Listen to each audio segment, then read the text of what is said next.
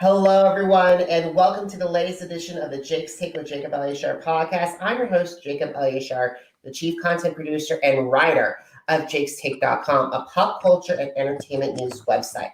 It is episode 84, and I am very lucky to welcome two guests today. One is an actor who plays well known for playing Lucifer on Supernatural, Deputy Bill Standall on 13 Reasons Why, Jacob Elyachar and Clayton Haas on Quantico. Please help me welcome Mark Pellegrino. Hey, how you doing, Jacob? I'm doing great, Mark. Let's introduce everyone to your co-founder. He is an internet attorney, author, adjunct law professor, and media consultant for ABC, Fox, and NBC. Please help me welcome Andrew Rossow. Hi, Jay. Thanks so much for having me. All righty. I'm very excited because you guys are talking about I've developed a new reality docuseries called The Guardian Project, which deals with public bullying on social media. We have. Definitely. It's an issue today that I think everybody can benefit from hearing more about and taking an active stand in their own local communities. Awesome. So, Mark and Andrew, can you please describe how you met to my audience? Andrew asked me to do a cameo for his anti-bullying site, Cyberbite, which I did, and apparently it was a success, and he liked it and asked me for an interview. So I gave him an interview. That lasted about an hour, and then we talked for almost 2 hours after the interview and discovered that even though we come from completely different universes and are in two different generations, we had a great deal in common. We grew up with similar issues and were subjected to the same types of problems. And we both developed a rampant hatred for bullying and a desire to stamp it out, and decided to team up and become partners in an effort to end this crazy bully culture that we're seeing out there. I totally agree, and I think that's a great cause. And can you please describe the origin story of the Guardian Project to my audience? Yeah, for me, it came as a result of being bullied multiple times. There are about 3 waves of intense bullying that attacked me for various reasons. We can get into the details later if you want, but we don't have to for the moment. But at the last wave of bullying, there were a group of fans who circled the wagons around me and were posting the truth in response to the lies that the people were spreading virally. And when I talked to one of them privately, and she joked that she was my bodyguard, and out of that came the notion of the Guardians, and then this sort of informal group of people, a group of fans that circled the wagons around me, called themselves the Guardians. And we thought it would be a good idea to make that more generalized, so that it's not just me getting protection from people, but anybody who's being bullied or attacked or the victim of false narratives. Maybe a Guardian could come to their rescue and help them too. And that's how it originally started, and then it blossomed into something else with Andrew and I. Awesome. Andrew, can you share what the other half? Yeah, you know what? It's a really fulfilling opportunity, I think, for both Mark and I, at least from my perspective, because while Mark and I have similar stories, we also come from different worlds.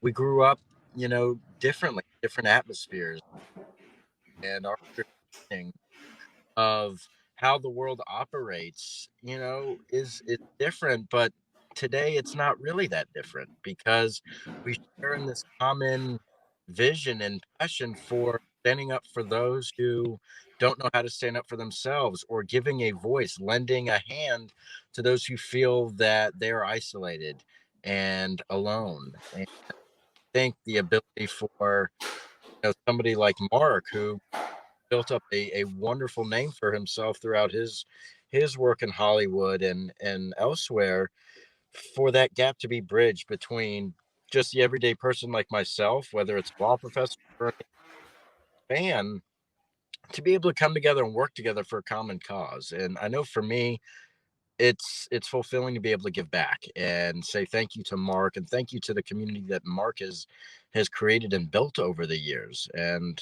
I'm grateful to be a part of it.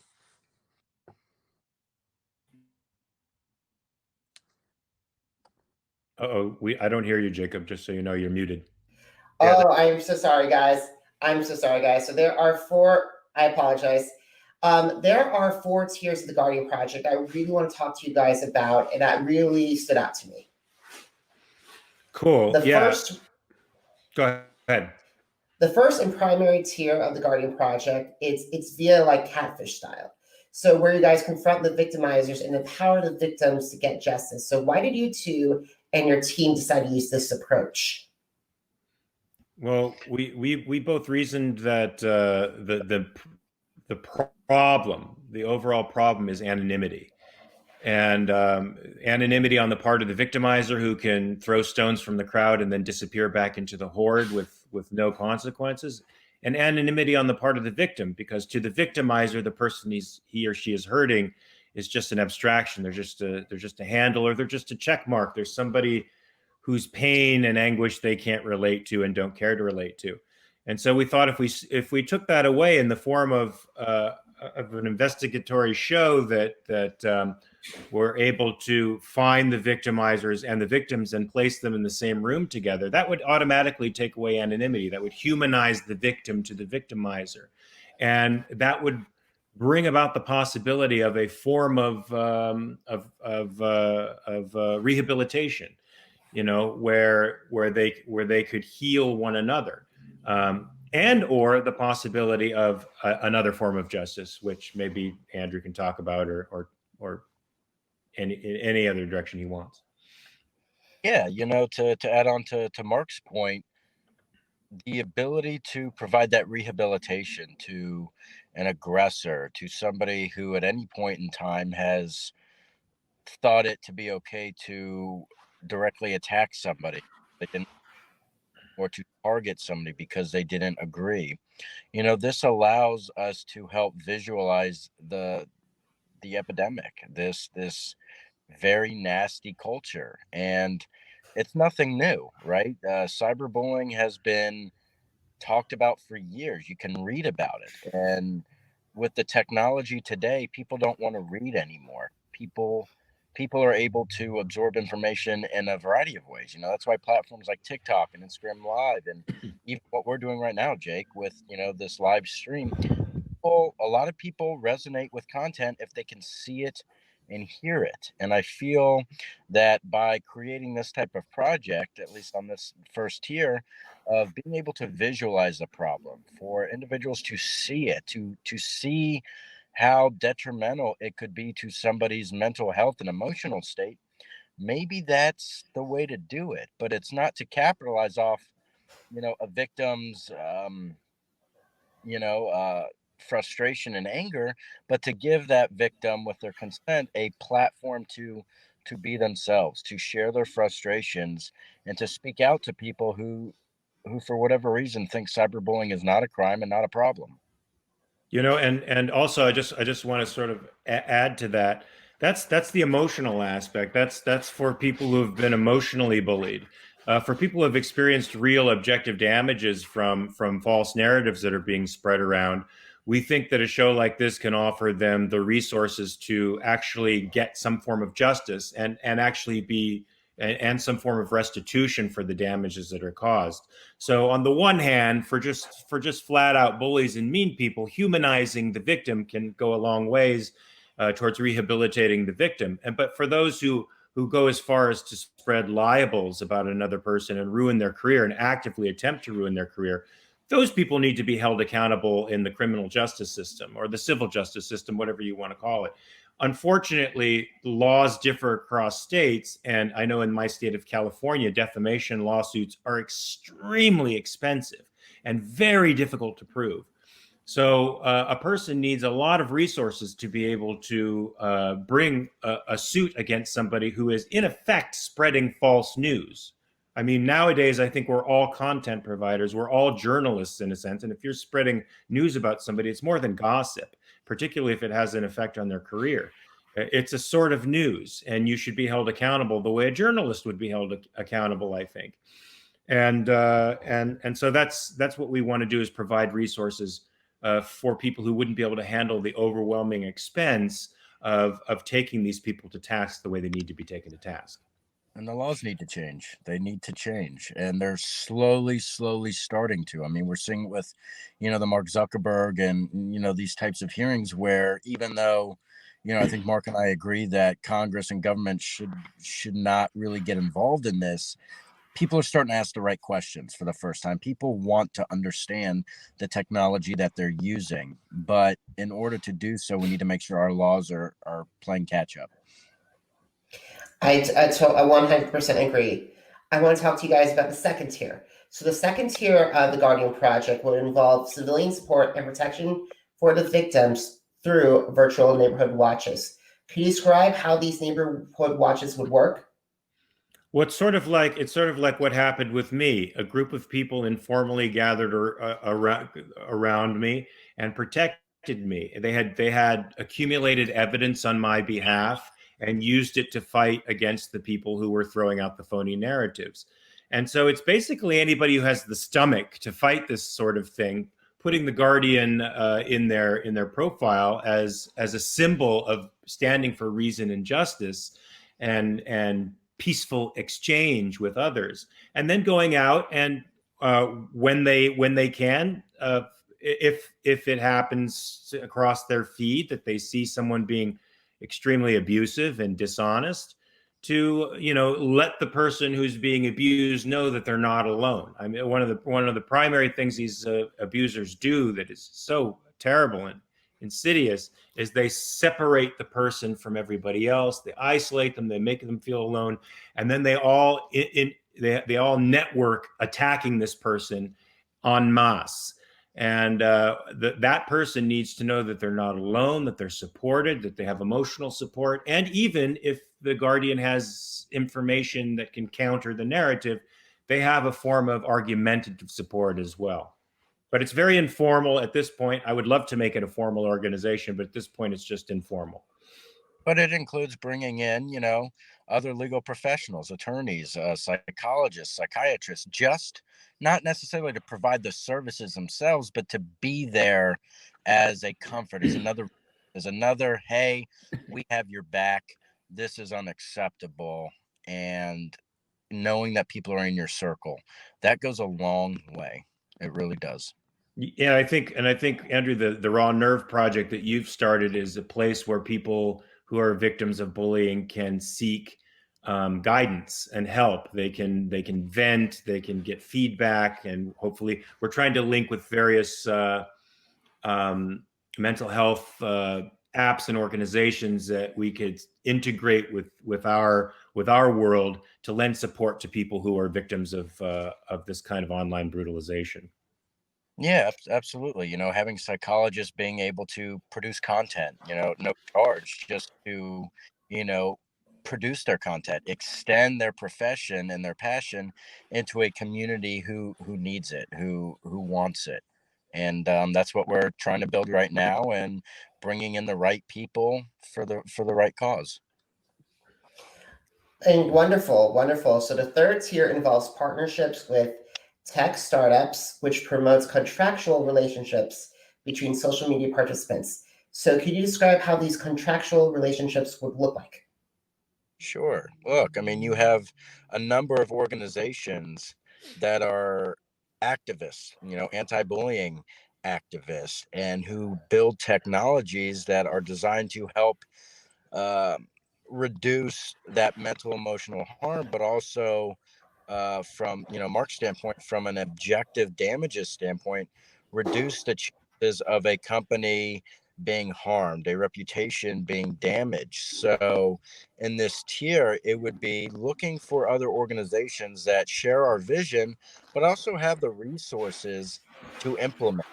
Maybe it's the Guardian Project coming in to an already existing social network platform that is built for kids by kids, right? And implementing certain resources. So being able to link up, because, the more organizations that are fighting the cause, the better. But in my opinion, Mark, but in my opinion, they can't just operate by themselves, or rather, it doesn't make sense for everyone to operate by themselves. Who's to put one anti-bullying organization up against another, right? They're doing the same thing, so why not work together whenever possible? And being that, Mark, I don't know if you have anything you want to add to that.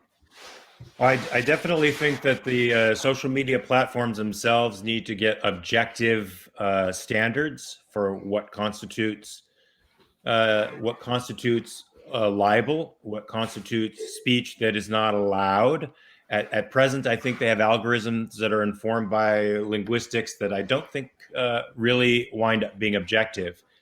And then I think we want to work for a universal verification process where everybody's identity is tied to their handles, and that identity follows them across social platforms because the social networks share those identities with each other. And if you're a bad actor on one, you get banned, and the ban is permanent. You can't come back under another handle, under a fake email, and start harassing people again. You're just done. I also think that we want to work for social media platforms splitting off two different platforms, one for adults and one for people under the age of 18. And for those people under the age of 18, you can have much stricter electronic modeling and parental oversight, and hold the parents accountable for what their kids are doing online.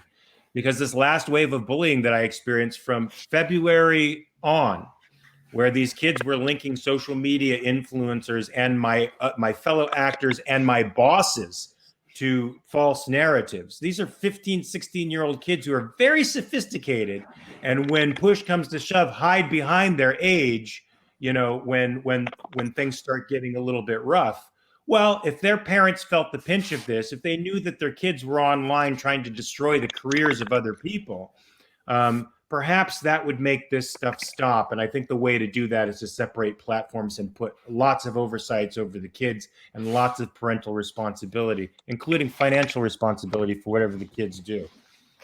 I have to agree on that because I've noticed a lot of I've come as a journalist and podcaster. I've noticed a lot of stuff going on, and particularly with the Big Brother community and the challenge communities. They're both very toxic waste pools, and there are people that attack each other through that. And some people are like, I'm surprised that there are kids like that, and also other stuff as well. So I really hope that the Guardian Project is able to help other people go on like that, because I've noticed a lot of house guests come out into the masses and get attacked. It's crazy. It's crazy. Wow. And you shouldn't be able to hide behind an age. We've, Jake, I don't know if you've ever played Call of Duty or one of those online games, but you put the headset on and you hear people in what's supposed to be good fun yelling at one another. And then one of them starts, I know right now it gets really racist and culturally insensitive on there with the language that's used. And God forbid you respond and say, hey, not cool. Then you hear, a mom or dad in the background saying, hey, you don't talk to my son like that. They're just 13. Why are they on?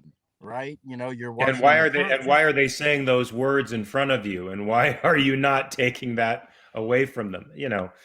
Right. And I don't want to say that.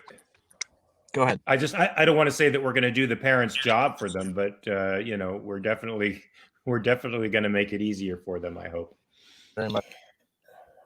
I agree, and I really hope that happens. So the final tier is the legal platform, and that empowers the victims to seek legal restitution against those who would use social media platforms to harm their reputations and the lives of those they don't agree with or like. So how would this be enforced? Because sounds like you probably need 50 states, all 50 states, to be a part of it.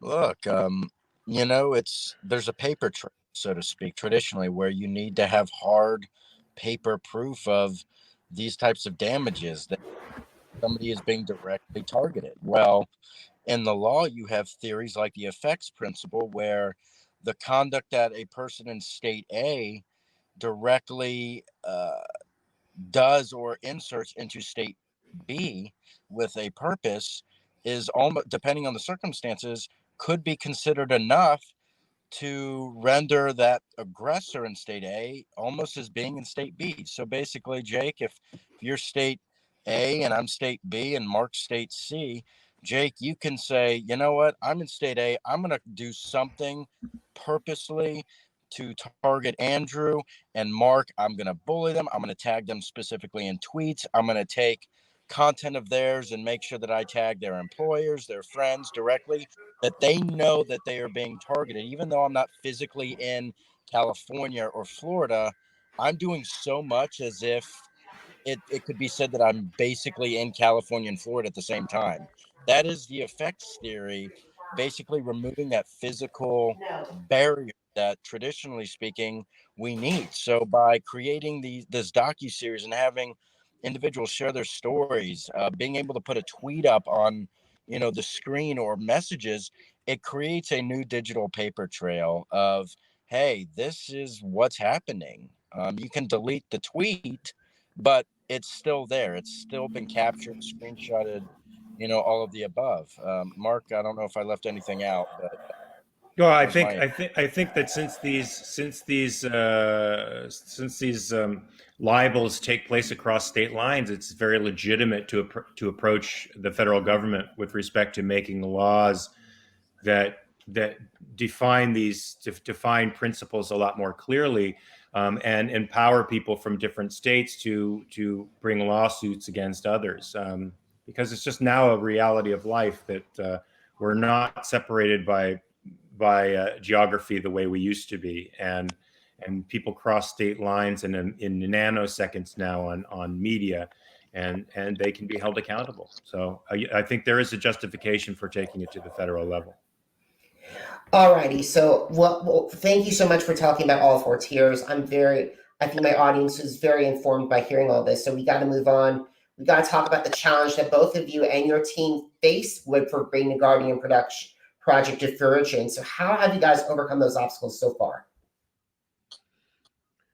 Well, I mean, we have gotten another wave of bullying, because a number of people, I think, are seeing their lives flash before their eyes. The Guardian Project is a real threat to their self-esteem, because they get their self-esteem by destroying other people's reputations online, and they certainly don't want that to happen.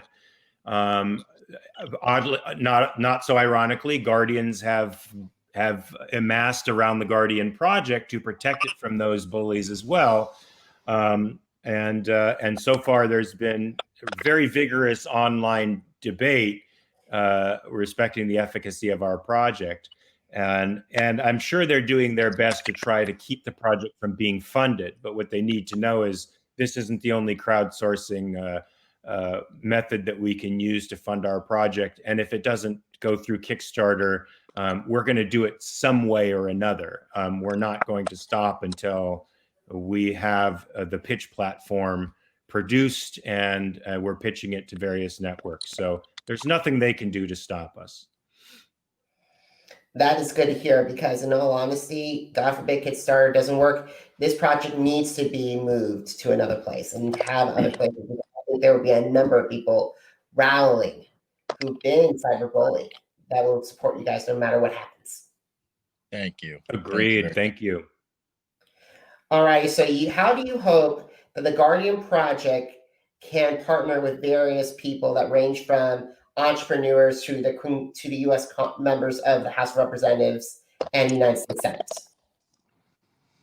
I think everybody has a story, Jake. I think whether you're an entrepreneur, an actor, an attorney, a professor, or just a college student, everybody has a story to tell. Everybody has some sort of experience where they have been called out in manners that were designed to bring them down, to harm them, to prevent them or restrict them from moving forward with something that was important to them. And I think in today's day and age, especially for those, in the U.S. House of Representatives, the Senate, Congress altogether, there's a lot of mothers and fathers out there. There's a lot of aunts and uncles out there and grandparents who have the ability to relate in the sense of, what if it was my child? What if it was my grandson, my granddaughter? And I think that's enough. And I think that's really the way to have our message heard, is putting ourselves in the shoes of others, especially as a parent. It's not going to be easy. It's not an overnight process. There's going to be, as Mark said, there's going to be a lot of people that will come in waves that think that they can bring it down, or hopefully not, but legislators that may not even think that this deserves to be heard. But when you put your child in there and say, what if this is happening to my child? Would I want somebody to tell me that this isn't real? Would I want an attorney who, as a legislator that I'm hiring for my own personal family, to tell me that, my child just needs to suck it up, and that there's no real harm here, or there's no real harm to the reputations? Absolutely not. So I think that's the first step, is, again, going back to my point, is of humanizing both the emotional side of it, but also the objective harms that come from it. And I think entrepreneurs. I don't look to anyone in Congress to creatively solve any problem at all. I generally tend to look at them as exacerbating problems. But I look to individual minds in the community who are looking to satisfy needs to solve problems.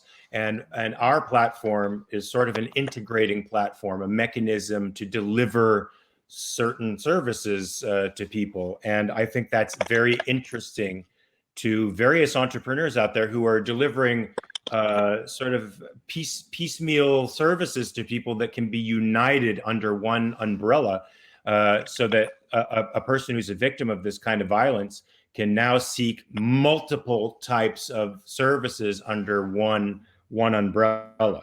And so I look to these problems being solved by us in the community putting our heads together and figuring out what to do about it. Awesome. Before we move on from the Guardian Project, I got to talk to you guys individually about some of your accomplishments. Mark, I want to start with you. You have worked on a plethora of television projects that range from Dexter and Lost to 13 Reasons Why and Supernatural. As an actor, what does it mean to you to be part of these fan favorite shows?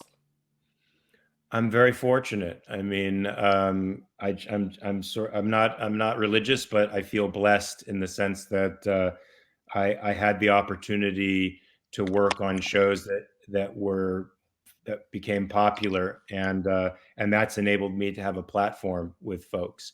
Additionally, I think I've been fortunate enough to work on two shows that have a real impact on the fandom psychologically.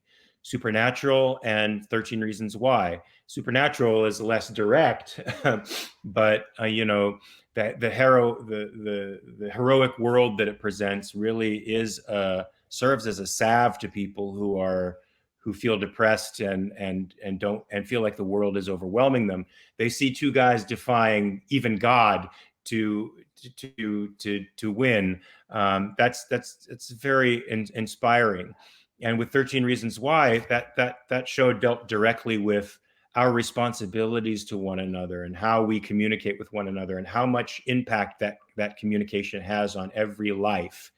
That was a very important message, I think, and I was grateful to be a part of it. And I think that Andrew and I, are sort of are acting out the ideal in that show, which is the higher law of real justice and love and reason, as opposed to the letter of the law.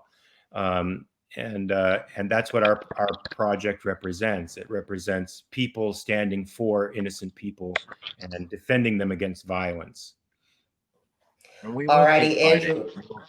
We'll keep it going, and it's going to be a tough fight. But as a lot of people say, just keep fighting, keep it going. Awesome. Andrew, I want to bring up, Mark brought up Cyberbytes and how I would love to learn more about that. So how has Cyberbyte been able to help kickstart the Guardian Project? And also, who are some of the other celebrities that you have had conversations with? Sure. Well, I started Cyberbyte about 4 or 5 years ago. And in my capacity as a journalist as well, you come across a number of individuals with talents and portfolios of different successes. And I realized along the way that as I was able to speak to an actress, an actor, a musician, a Silicon Valley entrepreneur, that everyone seemed to have some sort of opinion towards social media and the technology, and hordes of people that didn't always agree with them. And I said, you know what? For the fan bases and the community and the following that each of you have, you know, maybe they need to hear it from you. For whatever reason, individuals like to put one another on a pedestal, and I guess that's okay. But if that's the way it goes, then why not use that pedestal to share positivity? So I felt that having, as the first two, both Gareth Emery, who's a renowned DJ out in LA, and Mark's co-star Misha Collins from Supernatural, by them sharing a video PSA, 30 to 60 seconds of maybe an experience that they've had personally with bullying to their community, maybe that's a way for their community to connect even closer or better with them in a way that maybe they wouldn't have done before, because it's coming from those individuals. So it started as a hashtag, and then it ended up going around at the FanX Salt Lake Comic Con, where a lot of the talent and, public figures there were willing to graciously share a message to their fans live. And I've been grateful to have a number of individuals, going back to Mark's co-stars, Samantha Smith from Supernatural, and Elena Huffman, Chris Hansen from How to Catch a Predator, Jennifer Lee Cohen from Nike. So there's so many individuals that have a story to tell, and I really look for certain individuals that would make a good representation, who have, that story that people can resonate with. And it's of course always open to anybody who wants to join. But in terms of that kind of Silicon Valley Hollywood, I try to find individuals who stand for, what Mark and I believe, who have those same values and morals, and give back. And for those who aren't willing to or aren't ready for it, that's okay. But it's open. And it led me to Mark. I followed Mark's journey, on at least online, with those waves of trolls, and noticed that it happens to everybody, and it shouldn't. So that was one of the reasons I reached out to Mark as well. All right, I have three more questions for you guys before we wrap up. So I want to ask people of my audience who may have been bullied, cyberbullied. What is the best advice to give to them if they've been cyberbullied or ridiculed on social media? What would be some of the best advice that you give to both? I would love to hear both of your opinions. I mean, I could tell you from personal experience that fighting back is probably the worst thing you can do. Because it's not like the bully in the playground where the person had the physical courage to confront you and risk getting punched in the nose in return for their risk.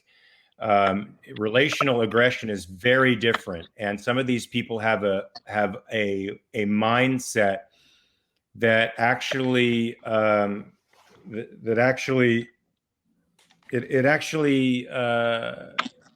don't know how to say this. It thrives on your pain, suffering, and on your desire to fight for your reputation. It only enhances their credibility to their crazy mob, and it attracts other people to the fight. So if you are being cyberbullied, block instantly. Block them.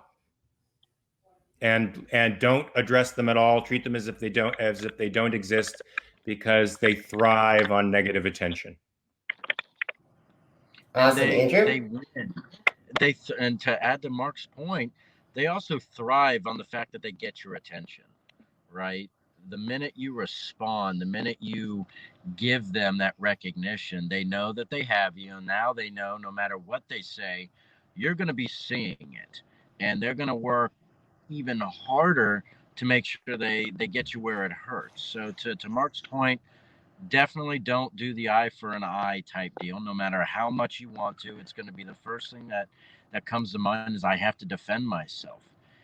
Yes, but you don't need to defend yourself, or justify rather, to a stranger like that who hasn't given you the opportunity to get to know you, to ask you questions. There's a difference between accusing, shouting, and screaming at somebody versus asking them, wanting to know their opinion. Okay, so most of the time, just hit the block button, because no matter what you say or whatever you respond with, you can best believe that they're going to take those responses and spend however much time that they have crafting a brand new response and taking whatever you've just said to defend yourself out of context to then create an entirely new narrative. And Mark, I know that you've seen that firsthand.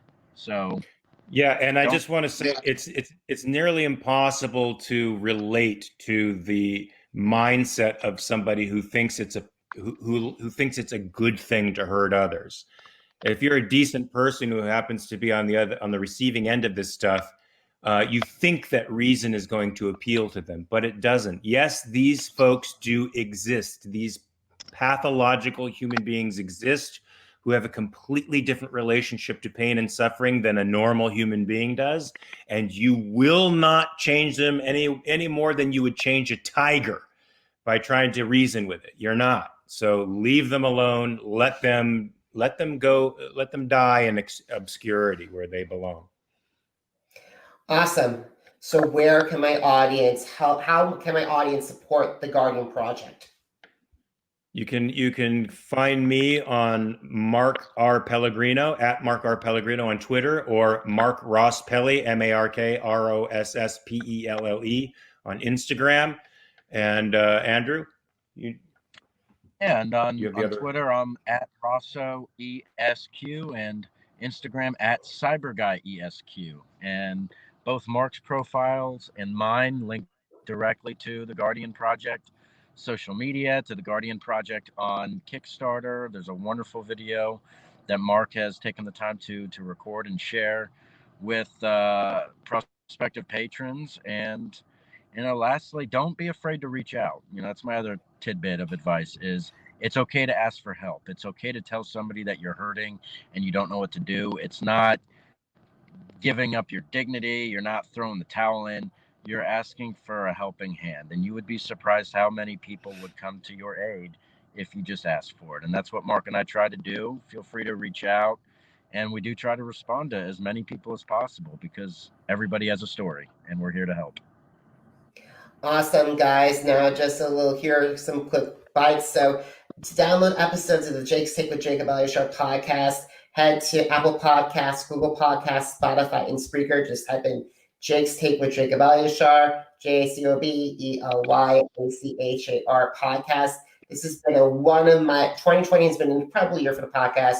We've had several people from America's Got Talent, including season 15 winner Brandon Lee, Christina Ray, Prince Poppycock, Barbalac, Sons of Serendip. We also had Big Brother icons such as Jody Rollins and Rachel Riley and Dr. Michelle Ross. We've also had Survivor legends such as Rob Cesarino and Ethan Zahn, and also up-and-coming artists. All those episodes are on Apple Podcasts, Google Podcasts, Spotify, and Spreaker. And I'm on social media. So please subscribe to my Facebook, Instagram, Twitter, and YouTube at Jacob Elyachar, JACOBELYACHAR. Once again, it's Jacob Elyachar, JACOBELYACHAR. Now, for more interviews, more articles, and my music reviews, plus my coverage of America's Got Talent and The Masked Singer, head to jakes-take.com. Once again, it's jakes-take.com. Gentlemen, I'm very excited to say this. This is my last 2020 interview. So you're my last two guests of 2020, and this is an incredible interview to go off of. Thank you. Thanks for having us. Congrats. And I wish you nothing but the best. And I really hope and pray that the Guardian Project will be able to help others in this new decade. All right. From your lips to Dad's ears. Awesome. Thank you guys so much for watching and for listening. Until 2021, thank you for your time and consideration, guys, and have a great one.